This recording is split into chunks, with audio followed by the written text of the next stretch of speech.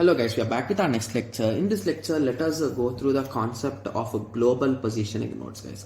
So once you hear the word global positioning, the first thing that comes to your mind is GPS, global positioning system. So the concept of global positioning nodes and GPS is almost the same, guys. Okay.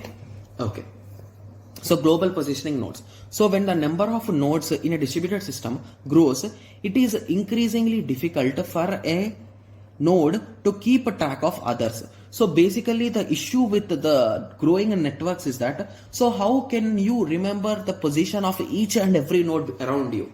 Like you need to know at least about your neighbors, right? So how can you know? So that is the major issue, guys. So to keep track, we positioning each node in an m-dimensional space such that the distance between any two nodes is measurable.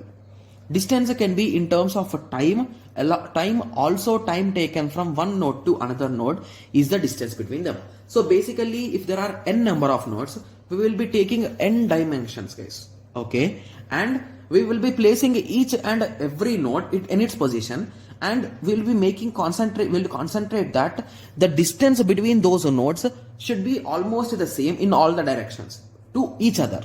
And this distance is nothing but the time taken to travel a particular message from one point to another point.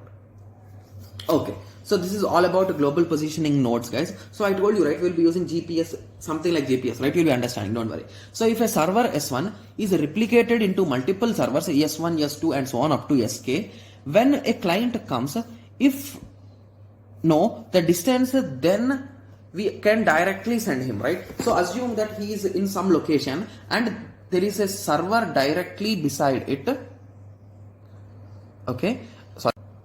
Sorry for that, guys. Okay, so whenever assume that here is an area, okay, so here is one more area, okay, and here is one more area.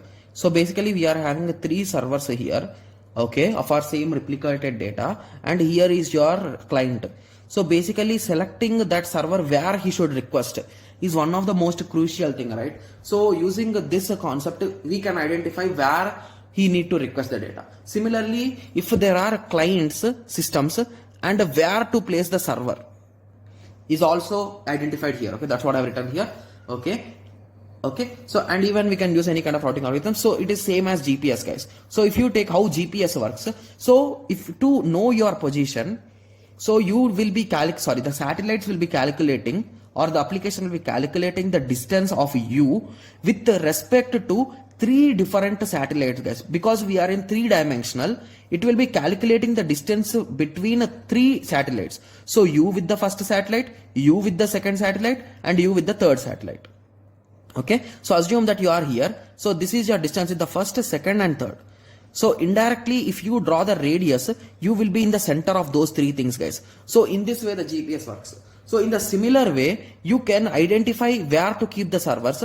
Similarly, where you need to request for your data. So this is the concept of a global positioning system, guys, or global positioning nodes, you can say. Okay, so I hope everyone got some basic idea, guys, because I am also not 100% clear with these concepts. So I explained you my understanding and everything. Okay, so I hope everyone got a clear idea. So in the next lecture, we'll be discussing about election algorithm, guys. Okay, so election algorithm. Okay, so let us meet in the next lecture. Thank you. Thanks for watching.